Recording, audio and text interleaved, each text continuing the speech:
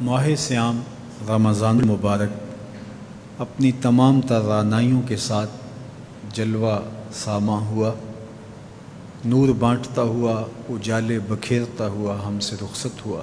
اللہ جل شانہ نے اس ماہ منور میں ہمیں جن توفیقات سے مالا مال کیا، نیکی، تقوی اور دیگر امور خیر کی سعادت ہمارا مقسوم ہوئی، تو ہم اللہ کی بارگاہ میں یہ دعا کریں کہ ماہ سیام گزرنے کے بعد بھی وہ اعمال خیر ہماری زندگی کا حصہ رہیں۔ کہیں ایسا نہ ہو کہ جو محنت سے، فاقہ کشی سے، راتوں کے قیام سے، غد بصر سے اور دیگر اعمال خیر سے ہم نے برکات پائیں، وہ ماہ سیام کے گزرنے کے بعد ہم گواہ بیٹھیں۔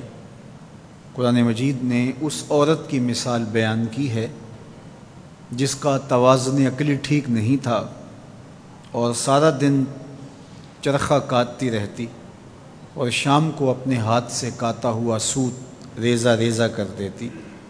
فرمایا تم اس عورت کی طرح نہ ہو جانا، اپنی محنت کو ضائع ہونے سے بچانے کی آرزو اور تمنا یہ ہمارے سینے میں موجود ہونی چاہیے۔ تو ہر وقت یہ دھڑکا، یہ ڈر، یہ فکر لگی رہے کہ میں جو خیر کی راہ پہ ہوں وہ مجھے میسر رہے، وہ مجھے نصیب رہے۔ جس کے 2 دن برابر ہو گئے وہ ہلاک ہو گیا۔ ہر آنے والا دن گزرے ہوئے دن سے بہتر ہونا چاہیے۔ اگر برابر ہیں تو ہلاکت ہے، اور اگر کسی کا گزرا ہوا دن بہتر ہے اور بعد والا دن اس سے بدتر ہو گیا، وہ تو پھر کچھ نہ حاصل کر پایا۔ تو رمضان المبارک کے اندر ہمیں جو برکات حاصل ہوئیں، ہمیں جو نور ملا، ہمیں جو اجالے حاصل ہوئے، ہم اپنا محاسبہ کریں کہ کیا وہ ہمیں اب بھی میسر ہیں، یا یہ کہ آج ہم دوبارہ اسی زندگی کی طرف پلٹ کے آگے ہیں۔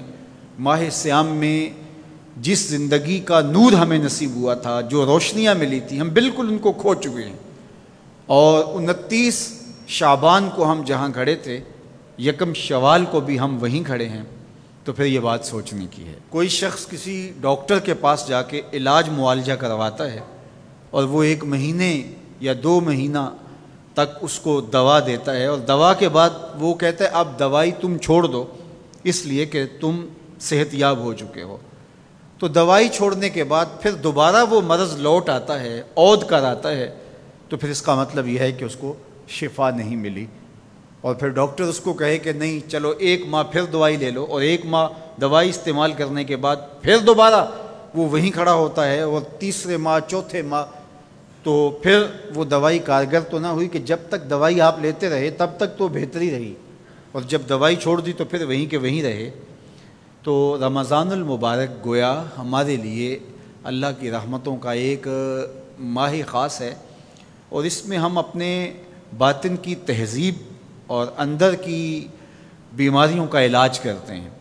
اور جب ہم یہ 1 مہینے کا کورس کر چکے ہوں تو ہم اپنے آپ کو دیکھیں کہ ہم کہاں کھڑے ہیں۔ ہمیں کوئی فائدہ ہوا ہے فاقے کاٹنے سے، بھوک کاٹنے سے، راتوں کو قیام کرنے سے، اعتکاف میں وقت گزارنے سے؟ اور اگر کچھ بھی نہیں، جہاں ہم تھے وہیں ہم کھڑے ہیں، تو پھر ہمیں سوچنا چاہیے کہ ہم نے صحیح طرح سے دوا نہیں لی، یا پھر دوا ٹھیک نہیں تھی، اور یہ دوا بالکل ٹھیک ہے۔ ہمارے رب نے کہا لعلکم تتقون، اس کا لازمی نتیجہ یہ ہے کہ تمہیں اتقاء کا اجالا نصیب ہوگا، تمہیں نور ملے گا۔ تو پھر ہم سے کوئی کوتاہی ہوگی، ہم سے کوئی غلطی ہوگی، اس لیے ہم اللہ کی بارگاہ میں عرض گزار ہوں کہ مالک جو تم نے ہمیں نور عطا کیا ہے، جو روشنی دی ہے، وہ اجالے کہیں بجھنے نہ پائیں۔ اور وہ کیا ہے؟ وہ نور ہدایت کا نور تھا۔ تو اہل ایمان یہ دعا کرتے ہیں، ربنا لا تزغ قلوبنا بعد اذ ہدیتنا، اے اللہ ہمارے دلوں کو سیدھا کر دینے کے بعد دوبارہ ٹیڑھا نہ کرنا۔ وَهَبْ لَنَا مِن لَّدُنْكَ رَحْمَةً، اور اپنی جناب سے ہمیں مزید رحمتیں عطا کرنا۔ اِنَّكَ أَنْتَ الْوَهَّابُ، تیری شان یہ ہے کہ تو وہاب ہے، کسی محنت کے بغیر تو بندے کو عطا کرتا ہے، بغیر مزد تو عطا کرنے کی عادت رکھتا ہے۔ تو مالک ہم تیرے حضور حاضر ہوئے تو ہمارے اوپر کرم نوازیاں کرنا، اور وہ جو ہدایت تو نے ہمیں عطا کی ہے اس پر ہمیں گامزن رکھنا، اور ہمیں دوبارہ اندھیروں، ظلمتوں اور گمراہیوں میں نہ دھکیل دینا، بلکہ ہمیں اس ہدایت کی راہ پہ گامزن رکھنا۔